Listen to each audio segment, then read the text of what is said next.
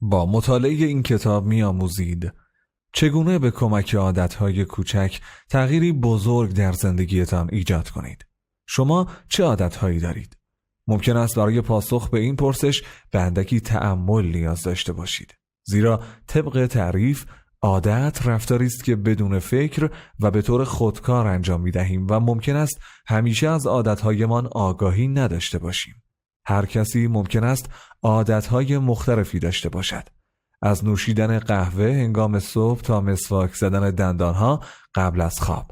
این عادتهای ما هستند که زندگی روزانه‌مان را شکل می‌دهند. به خاطر اینکه عادتها را بدون فکر و توجه انجام می‌دهیم، ممکن است متوجه قدرت آنها نشویم. اگر هر کاری را هر روز تکرار کنید، حتی کوچکترین کارها، از پسنداز کردن 1000 تومان تا کشیدن یک نخ سیگار، در نهایت تأثیری بزرگ روی زندگیتان می‌گذارد. بنابراین درک و شناخت ماهیت عادتها و استفاده از آنها سبب می شود که زمام زندگیتان را به دست گیرید و دستاوردهای بزرگی داشته باشید. در این بوکلایت توضیح می دهیم که عادت چیست، چگونه شکل می گیرد و چگونه می توانید از آن بهره ببرید تا زندگی بهتری داشته باشید. در این بوکلایت به این پرسش ها پاسخ داده می شود. 1. چرا ساختار ذهن ما با زندگی مدرن سازگار نیست؟ 2. چگونه آزمایشی بر روی گربه‌ها به درک علمی از نحوه شکلگیری عادتها کمک کرد؟ و 3. میان یک صابون جدید و خوشبو و ایجاد عادتهای پایدار چه ارتباطی وجود دارد؟ بوکلایت شماره 1. عادتهای کوچک، تأثیرات بزرگ. فرض کنید قرار است هواپیمایی از لس آنجلس به مقصد نیویورک حرکت کند. اگر در حین بلند شدن از زمین خلبان تصمیم بگیرد که جهت حرکت هواپیما را فقط 3.5 درجه به سمت جنوب تغییر دهد، دماغه هواپیما تنها اندکی جابجا می شود. خارج از کابین خلبان هیچ کس متوجه چنین تغییری نمی شود. اما پس از آنکه پرواز انجام شود و هواپیما از فراز شهرها عبور کند، اثر آن تغییر قابل توجه خواهد بود. مسافران درمانده ناگهان خود را به جای نیویورک در واشنگتن دی سی می‌یابند. اغلب ما متوجه تغییرات کوچک نمی‌شویم، زیرا تأثیر آنی آنها کوچک است و به چشم نمی‌آید. اگر شما اضافه وزن داشته باشید و امروز 20 دقیقه بدوید، فردا نیز همچنان اضافه وزن دارید. در مقابل اگر تناسب اندام داشته باشید و امشب برای شام پیتزایی بزرگ سفارش دهید و تمام آن را نوش جان کنید، یک شبه اضافه وزن پیدا نمی کنید.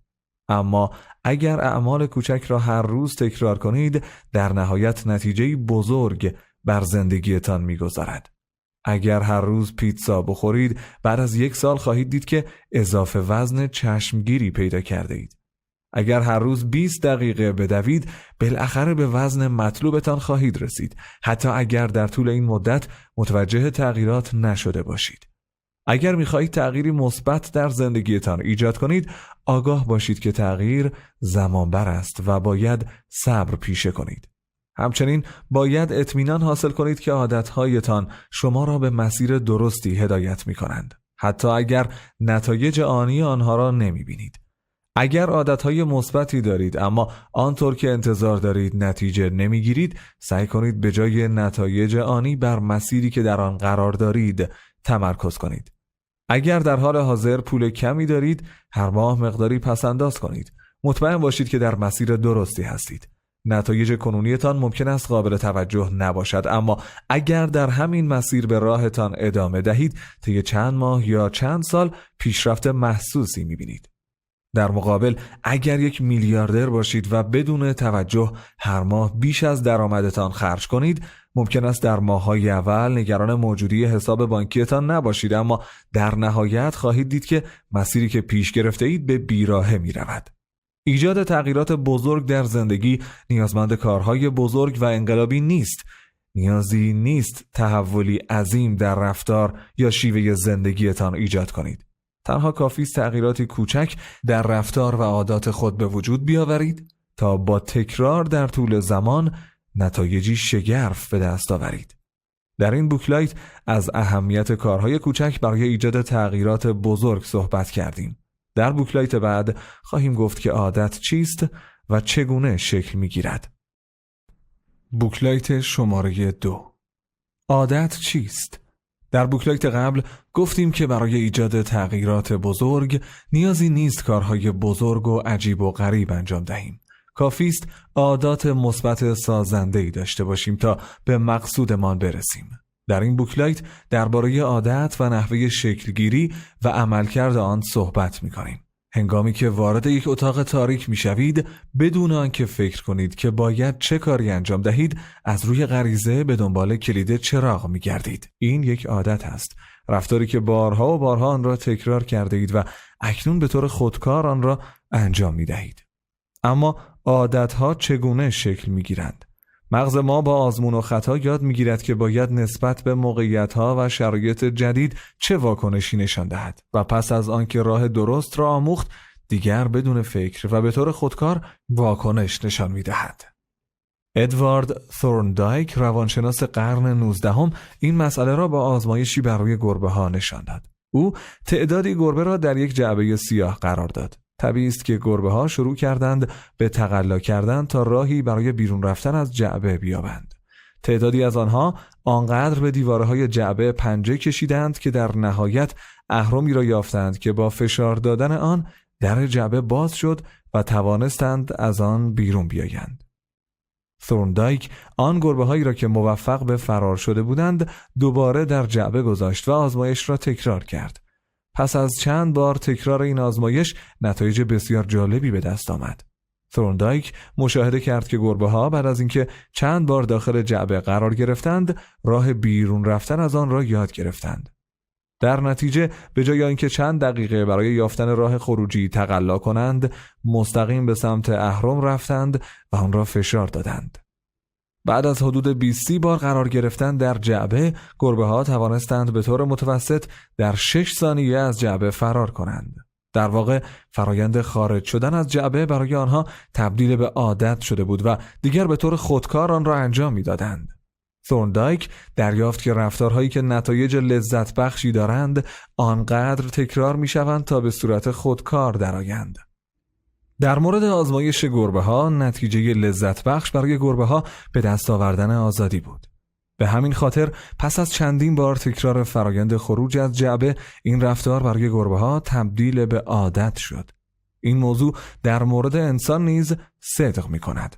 ما در مواجهه با مشکلات و سختی‌های زندگی به دنبال راه حل‌های رضایت بخش می‌گردیم که در نهایت برایمان تبدیل به عادت می‌شوند. در واقع عملکرد عادت‌ها این گونه است. هر عادت با یک نشانه یا انگیزه‌ای برای عمل شروع می‌شود. مرحله بعدی عادت اشتیاقی برای تغییر وضعیت است. سپس نوبت به پاسخ یا عمل کردن ما می‌رسد. آخرین مرحله و هدف نهایی هر عادت نیز رسیدن به پاداش است. برای مثال، رفتن به یک اتاق تاریک نشانه است برای آنکه کاری انجام دهیم. ما اشتیاق داریم که بتوانیم دوباره ببینیم و به همین خاطر می‌خواهیم تغییری در وضعیت به وجود بیاوریم. در نتیجه کاری که انجام می‌دهیم زدن کلید چراغ است. پاداشی که از انجام این کار به دست می‌آوریم احساس آسودگی و آسایش حاصل از توانایی دیدن دوباره اطرافمان است. هر عادتی از چنین فرایندی تبعیت می‌کند و شما می‌توانید هر 4 عامل نشانه، اشتیاق، پاسخ و پاداش را در آن تشخیص دهید. آیا عادت دارید که هر روز صبح قهوه بنوشید؟ بلند شدن از خواب نشانه شماست. شما اشتیاق دارید که هوشیار و سرحال شوید. پاسختان این است که از تخت بیرون بیایید و فنجانی قهوه برای خود درست کنید. پاداشتان نیز احساس هوشیاری و آمادگی برای آغاز روزتان است. اما قطعاً همه عادتها خوب نیستند. اکنون که می‌دانید عادتها چگونه کار می‌کنند، باید تمرکزتان را بر شکل دهی به عادتهای خوب بگذارید. در بوکلایت بعد درباره ساختن عادتهای مثبت صحبت می‌کنیم.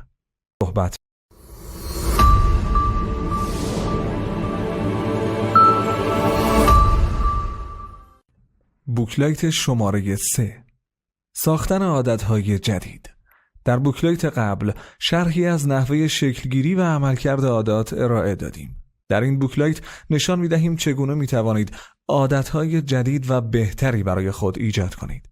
همه ما نشانه‌هایی داریم که عادتهای مشخصی را هدف قرار می‌دهند. برای مثال، صدای نوتیفیکیشن تلفن همراه نشانه‌ای است برای اینکه پیام‌هایتان را بررسی کنید. اکنون که می‌دانید محرک‌های خاصی موجب برانگیختن رفتارهای عادتی می‌شوند، می‌توانید از این دانش به نفع خود استفاده کنید تا عادت‌هایتان را تغییر دهید. در این بوکلایت 2 راه برای تغییر عادت‌ها و ساختن عادت‌های جدید ارائه می‌کنیم. راه اول، یک راه عالی برای ایجاد تغییر در عادت‌ها، تغییر محرک هاست. برای این کار می توانید محیط زندگی و آنچه در اطرافتان قرار دارد را تغییر دهید تا مشوق عادتهای بهتری باشد. به مثالی در این رابطه توجه کنید. آن ثورندایک پزشکی است که در یکی از بیمارستان‌های بوستون کار می‌کند. روزی ایده‌ای عجیب به ذهنش رسید. او تصمیم گرفت عادتهای غذایی کارکنان، بیماران و ملاقات کنندگان بیمارستان را بهبود ببخشد. او می‌خواست این کار را بدون آنکه آنها خودشان آگاهانه تصمیم به این کار بگیرند انجام دهد. برای این کار او و همکارانش تصمیم گرفتند تغییراتی در بیمارستان ایجاد کنند. به طور معمول در یخچال‌هایی که در کنار صندوق کافتریای بیمارستان قرار داشت، تنها بطری‌های نوشابه یافت می‌شد و به طور کلی دسترسی زیادی به بطری آب وجود نداشت. ثورندایک و همکارانش تغییری در این یخچال‌ها به وجود آوردند. آنها علاوه بر نوشابه، بطری‌های آب را نیز در یخچال‌ها قرار دادند. علاوه بر این، در نقاط مختلف بیمارستان امکانی برای خرید آب معدنی ایجاد کردند. نتایج این تغییر بسیار جالب بود. بعد از 3 ماه فروش نوشابه 11% کاهش و فروش آب 25% افزایش یافته بود. افراد تنها به این خاطر که بطری آب بیشتر در دسترس قرار گرفته بود، گزینه سالمتر یعنی آب را انتخاب می‌کردند. بنابراین تغییرات کوچک در محیط اطراف می‌تواند تفاوت‌های بزرگی را ایجاد کند. آیا می‌خواهید نواختن سازی را تمرین کنید؟ سازتان را در مرکز اتاق و جلوی چشمتان قرار دهید. می‌خواهید خوراکی‌های سالمتر بخورید؟ آنها را از قبل تهیه کنید و روی میز آشپزخانه‌تان قرار دهید و خوراکی‌های ناسالم را از دسترس خود دور کنید. نشانه‌های عادت‌های خود را به وضوح جلوی چشمانتان بگذارید تا نتوانید از آنها غفلت کنید و حتماً به آنها پاسخ دهید. راه دوم، راه دیگر برای ایجاد عادات مثبت استفاده از اهداف اجراست. اغلب ما اهدافمان را به وضوح بیان نمی‌کنیم. مثلا میگوییم میخواهم تغذیه بهتری داشته باشم و امیدواریم به سادگی چنین هدفی محقق شود. هدف اجرا یک برنامه عملی مشخص و روشن است که نشان میدهد باید کی و کجا عادت مورد نظرتان را اجرا کنید. اکنون اهمیت هدف اجرا را با مثالی روشن میکنیم. در پژوهشی درباره رأی دهندگان در آمریکا نتایج جالبی به دست آمد. در این تحقیق از برخی از افراد پرسیدند که چه زمانی رأی خواهند داد و چگونه به مرکز رأی گیری خواهند رفت. از گروهی دیگر پرسیدند که آیا رأی خواهند داد یا خیر. نتیجه این پژوهش نشان داد که افراد گروه اول نسبت به گروه دوم بیشتر در رأی گیری شرکت کردند. زیرا با پاسخ دادن به آن سوالات در واقع برنامه مشخصی برای رأی دادن مشخص کردند و در نتیجه به آن پایبند ماندند. بنابراین فقط نگویید میخواهم بیشتر بدوم. به جایش بگویید روزهای دوشنبه، چهارشنبه و جمعه به محض اینکه از خواب بیدار شوم بیرون میروم و 2 مایل میدوم. سپس کفش‌های مخصوص دویدن خود را بیرون بیاورید و آنها را دم دست بگذارید تا بتوانید صبحها آن را سریع و راحت بپوشید. با این کار هم برنامه مشخصی تعیین کرده اید و هم نشانه‌ای واضح برای دویدن جلوی چشمانتان قرار داده اید و خواهید دید که ایجاد عادت دویدن آسان‌تر از چیزی می شود که فکر می کنید. در این بوکلایت متوجه شدیم که با تغییر محیط و داشتن برنامه مشخص می توانید عادات سازنده جدیدی ایجاد کنید. اما مهم است که بتوانید به این عادتها پایبند بمانید. در بوکلایت بعد درباره پایبندی به عادتها صحبت می‌کنیم.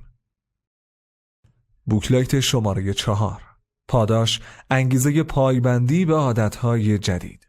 در بوکلایت قبل با 2 راهکار برای ایجاد عادتهای مثبت جدید آشنا شدید. اما چگونه می‌توانید به این عادتها پایبند بمانید؟ بگذارید ابتدا اندکی درباره نحوه عملکرد مغز و تأثیر هورمون دوپامین صحبت کنیم. در سال 1954 2 عصبشناس به نامهای جیمز اولدز و پیتر میلنر روی موشها آزمایشی برای شناخت عصبشناسی تمایل و اشتیاق انجام دادند. آنها به کمک چند الکترود از ترشح هورمون دوپامین در بدن موشها جلوگیری کردند. در نتیجه این کار موشها میل به زندگیشان را از دست دادند. آنها هیچ میلی به خوردن، نوشیدن، تولید مثل یا انجام هیچ کار دیگری نداشتند.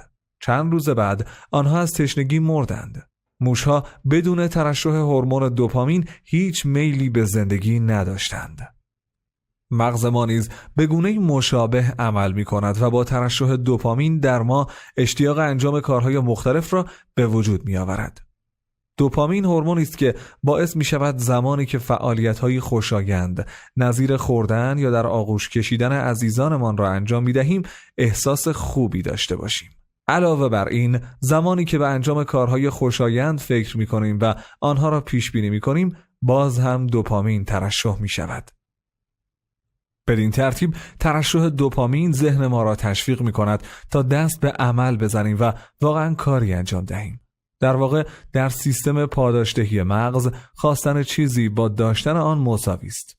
به همین خاطر است که کودکان از انتظار فرارسیدن عید نوروز لذت فراوانی میبرند یا از رؤیا پردازی درباره سفر پیش رویمان قند در دلمان آب می شود. ما می توانیم از این حقیقت به هنگام ایجاد عادتهای جدید استفاده کنیم. اگر عادتهایمان انقدر جذاب باشند که به انجام آنها مشتاق باشیم، در بدنمان دوپامین ترشح می شود و به احتمال بیشتری واقعا آنها را انجام می دهیم. برای جذاب کردن عادتها می توانید از این روش استفاده کنید. رفتار و عادتی مهم اما نه چندان دلچسب را به رفتاری ربط دهید که برایتان جذاب است و باعث ترشح دوپامین در بدنتان می شود. به کمک یک مثال این روش را توضیح می دهیم. یک دانشجوی مهندسی را در نظر بگیرید که می دانست باید بیشتر ورزش کند، اما از این کار لذت چندانی نمی برد. از طرفی او عاشق تماشای نتفلیکس بود. به همین خاطر یک دوچرخه ثابت را به گونه‌ای به لپتاپش متصل کرد و کدی نوشت که اجازه میداد تنها زمانی برنامه‌های نتفلیکس پخش شود که او با سرعت معینی رکاب میزد. او با ربط دادن ورزش کردن به تماشای برنامه‌های نتفلیکس توانست فعالیتی ناخوشایند را به عادتی لذت بخش تبدیل کند. شما نیز می توانید چنین روشی را در زندگیتان پیش بگیرید. برای مثال، اگر می‌خواهید ورزش کنید و به خواندن مجله‌های سینمایی علاقه دارید، مجله‌ها را تنها زمانی که در باشگاه هستید بخوانید. یا مثلا اگر دوست دارید فوتبال ببینید اما باید تماس‌های کاری مهمی بگیرید، به خودتان قول دهید که بعد از گرفتن تماس‌ها می‌توانید مسابقه مورد علاقه‌تان را تماشا کنید. با این روش خیلی زود متوجه می‌شوید که کارهای ناخوشایند نیز برایتان لذت بخش می‌شوند، زیرا پاداشی جذاب برای آنها در نظر گرفته اید. در بوکلایت بعد نکته دیگری درباره ایجاد و پایبندی به عادت‌های جدید بیان می‌کنیم. بوکلایت شماره 5: آسانسازی عادت‌ها. در بوکلایت قبل گفتیم که اگر کاری جذاب را با عادتی همراه کنیم، انجام آن عادت برایمان راحت‌تر و دلچسب‌تر می‌شود. در این بوکلایت می‌خواهیم درباره شیوه دیگری برای ایجاد عادت‌های جدید صحبت کنیم. ما معمولاً زمان زیادی را صرف رفتارهای آسان می‌کنیم. پرسه زدن در رسانه‌های اجتماعی کار بسیار آسانی است و نیازمند هیچ تلاشی نیست و در نتیجه زمان زیادی را صرف این کار می‌کنیم. در مقابل کارهای نظیر ورزش کردن یا یادگیری زبان چینی سخت است و تلاش زیادی می‌خواهد. تکرار هر روزه چنین کارهایی و تبدیل آنها به عادت کار بسیار دشواری است. بنابراین برای اینکه بتوانید رفتارهای مطلوبتان را به عادت تبدیل کنید، باید انجام آنها را تا جایی که میتوانید آسان کنید. خوشبختانه راههایی برای آسانسازی عادتها وجود دارد که در این بوکلایت به 2 مورد از آنها اشاره می‌کنیم. راه اول، یکی از کارهایی که برای آسانسازی عادتها می‌توانید انجام دهید، کاهش اصطکاک است. با مثالی منظورمان را از کاهش اصطکاک بیان می‌کنیم. جیمز کلیر، نویسنده این کتاب، هیچ وقت حوصله فرستادن کارت‌های تبریک، تسلیت و غیره را ندارد. اما همسرش همیشه در مناسبت‌های مختلف برای دوستان و آشنایانشان کارت می‌فرستد. رمز موفقیت او این است که او از قبل کارت‌های مختلفی را تهیه کرده، آنها را بر حسب مناسبت مرتب کرده و در جعبه‌ای نگهداری می‌کند. بنابراین همیشه در زمان مناسب کارت مناسب هر رویداد را بدون زحمت خاصی می‌فرستد. در واقع او این کار را برای خود بسیار آسان کرده است و نیازی نیست که هر بار که کسی ازدواج می‌کند یا دچار حادثه‌ای می‌شود برای خرید کارت از خانه خارج شود. به همین خاطر هیچ مانع یا اصطکاکی در برابر ارسال کارت وجود ندارد. شما همچنین می توانید از این روش برای افزایش اصطکاک در برابر عادتهای بد استفاده کنید. مثلا اگر می خواهید کمتر تلویزیون نگاه کنید، سیم آن را از برق بکشید و باتری کنترلش را در بیاورید. با این کار در مقابل تماشای تلویزیون به اندازه کافی اصطکاک ایجاد می کنید و تنها در صورتی پای تلویزیون می نشینید که واقعاً بخواهید برنامه خاصی را تماشا کنید و دیگر وقتتان را با عوض کردن کانال ها تلف نمی کنید. راه دوم برای آسانسازی عادتها در طولانی مدت استفاده از قانون 2 دقیقه است. به کمک قانون 2 دقیقه هر فعالیتی آسان و قابل مدیریت می شود. طبق این قانون هر فعالیتی می تواند به عادتی کوچک تبدیل شود که طی 2 دقیقه قابل انجام است. برای مثال، اگر می خواهید بیشتر کتاب بخوانید، هدف خود را خواندن یک کتاب در هفته قرار ندهید. به جای آن به خودتان قول دهید که هر شب تنها 2 صفحه کتاب بخوانید. یا اگر می‌خواهید در یک ماراتون شرکت کنید، عادت اولیه خود را پوشیدن کفش‌های ورزشی‌تان انتخاب کنید. به کمک قانون 2 دقیقه می‌توانید به آسانی عادت‌های قابل انجام ایجاد کنید. عادت‌هایی که می‌توانند نتایجی شگرف در پی داشته باشد. پس از خواندن 2 صفحه کتاب به احتمال زیاد به خواندن ادامه خواهید داد. به همین ترتیب پس از پوشیدن کفش‌های ورزشیتان احتمالاً از خانه خارج می‌شوید و می‌دوید. نکته پشت این قانون است که شروع یک کار اولین و مهمترین قدم برای به انجام رساندن آن است. در این بوکلایت 2 راهکار برای آسانسازی عادت‌ها آموختید. همانطور که قبلا گفتیم، عادت‌های کوچک معمولاً نتیجه آنی ندارند و در آینده تأثیر بزرگ آنها مشخص می‌شود. با این وجود در بوکلایت بعد خواهیم گفت که چگونه می توانید به عادتهایتان اندکی چاشنی لذت اضافه کنید تا در لحظه از انجام آن خوشنود شوید.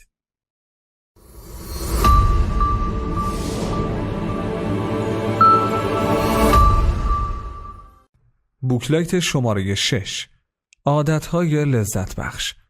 تا اینجا گفتیم که چگونه می توانید با جذاب کردن و تسهیل عادتهای مثبت جدیدی برای خود ایجاد کنید. در این بوکلایت درباره لذت بخش کردن عادتها صحبت می کنیم. ابتدا به مثالی از اهمیت لذت بخش کردن عادتها توجه کنید. در دهه 90 میلادی استفن لوبی که محقق حوزه سلامت عمومی بود به شهر کراچی در پاکستان رفت. در آن زمان وضع بهداشت و سلامت مردم کراچی اسفبار بود. لوبی می‌دانست که شستن دستها و رعایت موارد ابتدایی بهداشت برای کاهش بیماری میان مردم ضروری است. خود مردم کراچی نیز از این واقعیت مطلع بودند، اما به شستن دستها و رعایت بهداشت عادت نداشتند. با اینکه آنها مواد شوینده در اختیار داشتند، از آن استفاده نمی‌کردند و بسیاری از مواقع تنها چند ثانیه دستشان را زیر آب می‌گرفتند. برای رفع مشکل بهداشت و سلامت مردم کراچی، لوبی از شرکت پروکتر و گمبل خواست تا با او همکاری کند. آنها صابونی مخصوص برای مردم کراچی تولید کردند و به رایگان به آنها ارائه دادند. این صابون به راحتی کف می‌کرد و رایحه‌ای دلنشین داشت. به همین خاطر شستن دستها برای مردم کراچی به تجربه‌ای لذت بخش تبدیل شد. ناگهان همه مردم به شستن دستهایشان عادت کردند، زیرا این کار برایشان رضایت و خوشنودی به همراه داشت. تأثیر این کار بر بهداشت و سلامت مردم کراچی شگفت‌آور بود. بیماری‌های شایع میان مردم به میزان چشمگیری کاهش پیدا کردند. همانطور که گفتیم، لذت بخش کردن عادتها راهی عالی برای ایجاد عادت و تغییر رفتار است. اما این کار سخت‌تر از آن است که فکر می‌کنید. در جهان امروز ما در محیطی زندگی می‌کنیم که نتیجه کارهایمان را در لحظه نمی‌بینیم. برای مثال، شما 1 ماه کار می‌کنید و در آخر ماه حقوق می‌گیرید. شما هر روز صبح به باشگاه می‌روید و ورزش می‌کنید، اما همان لحظه وزنتان کاهش نمی‌یابد. در مقابل، بشر اولیه در محیطی میزیست که نتایج کارهایش را در لحظه مشاهده می‌کرد. آنها درباره کارهایی با نتایج بلند مدت مانند پس‌انداز برای دوران بازنشستگی یا پیروی از رژیم غذایی خاص فکر نمی‌کردند. آنها تنها به دغدغه‌های فوری مانند یافتن غذا و سرپناه و فرار از دست حیوانات وحشی فکر می‌کردند. ساختار ذهنی ما همانند پدران غارنشینمان است و ما به دنبال نتیجه و لذت فوری هستیم. اما شرایط و محیط زندگیمان تغییرات فراوانی کرده است و نتیجه را با تأخیر در اختیار ما می‌گذارد. به همین خاطر است که گفتیم لذت بخش کردن عادتها چندان کار آسانی نیست. عادتهای خوب در بلند مدت نتایج فوق‌العاده‌ای دارند، اما به خاطر عدم دریافت نتیجه فوری ناامید می‌شویم و از انجام آنها دست می‌کشیم. در مقابل، عادتهای بد در بلند مدت آثار مخربی دارند، اما به خاطر نتیجه فوری لذت بخششان گرفتار آنها می‌شویم. برای مثال، اگر سیگار بکشید، احتمالاً 20 سال دیگر به سرطان ریه مبتلا شوید. اما در لحظه کشیدن سیگار از استرس شما می‌کاهد و میلتان به نیکوتین را رفع می‌کند. در نتیجه شما تأثیر مخرب طولانی مدت آن را نادیده می‌گیرید و به سیگار کشیدن ادامه می‌دهید. بنابراین اگر به دنبال ایجاد عادتی هستید که نتیجه فوری در بر ندارد، سعی کنید به آن عاملی برای دریافت لذت آنی اضافه کنید. به این مثال توجه کنید. زوجی را در نظر بگیرید که می‌خواستند کمتر در بیرون از خانه غذا بخورند و بیشتر در خانه آشپزی کنند تا هم زندگی سالمتری داشته باشند و هم بتوانند پول بیشتری پس‌انداز کنند. به همین منظور یک حساب بانکی به نام سفر اروپا باز کردند و هر زمانی که به رستوران نمی‌رفتند و در خانه غذا می‌خوردند، $50 به آن حساب منتقل می‌کردند. افزایش پول در حساب سفر اروپا برای آنها لذتی آنی ایجاد می‌کرد و به آنها انگیزه می‌داد که به عادت جدیدشان پایبند باشند.